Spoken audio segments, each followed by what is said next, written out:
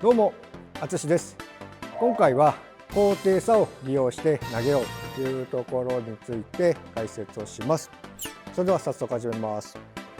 高低差ということで、高い技と低い技というのを使い分けて投げるということについて解説をします。例えば、背負い投げですと、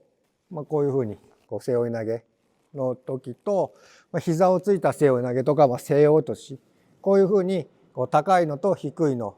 っていうのが要は高い低いっていうような違い。相手に対して技をかける時、膝をついてない場合、これが要は高い技、それに対して膝をついたりすると、低い技っていうふうに言ったりするので、この技の高い低いを利用して投げると。高い背負い投げだとこのまま普通にこうやって投げると。これを受けられると投げることができないので、そういう場合にはぐっと低く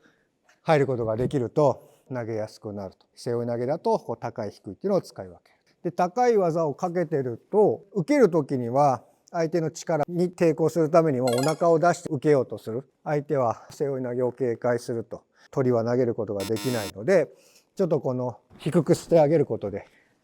相手の受けるポイントを変える。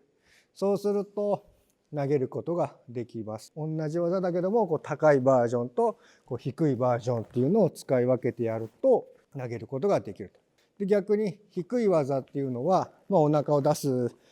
と今みたいにグッと下げられてしまうので、例えば横に逃げるとかされてしまうと。で、横に逃げようとする相手に対してはこの高い技でグッとさらに腰を回して入ったりすることができると、高い技でも投げることができたりするので、一つの技ですけども高い技と低い技を使い分けることができると、相手に的を絞らせないというか、相手の受けの裏をかくっていうんですかね、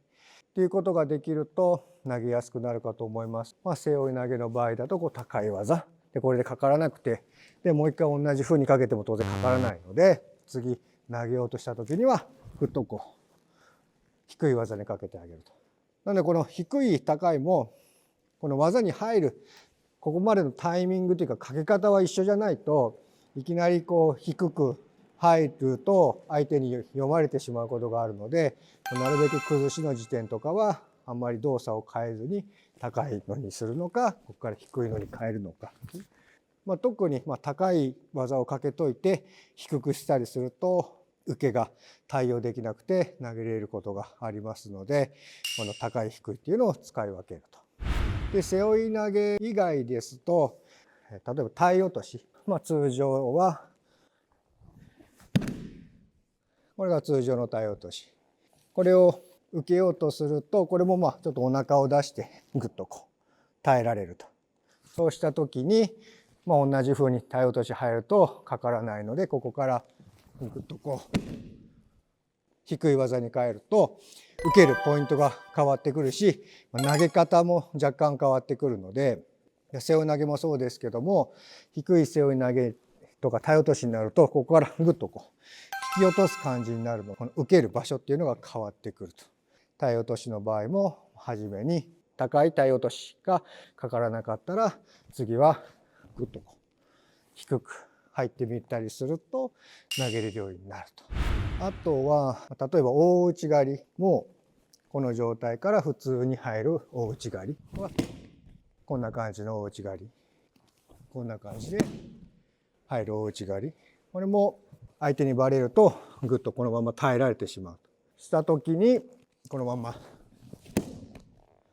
低い、膝をついたような大内刈りをかけると、これも受けるポイントが変わってくるので、背負い投げと体落としと大内刈りなどは高低差を使って投げることができる技だったりするので、いつも高い技をやっている人っていうのは、こういうちょっと奇襲的っていうか、相手の不意をつくような感じの入り方っていうのができると、相手も迷ったりとか、さっきの受けるポイントを変えるとか投げ方を変えるということができると、同じ技でも投げ方が変わると受け方が変わってきますので、相手の受け方に応じてちょっと低く入ったりとか、低く入ることによって投げ方が変わるので、それによって投げやすくなるかと思います。同じ技でもこういう高い低いっていうのをちょっと意識して練習してもらえると投げれるようになるかと思います。こういう技の入り方っていうのも練習してみましょう。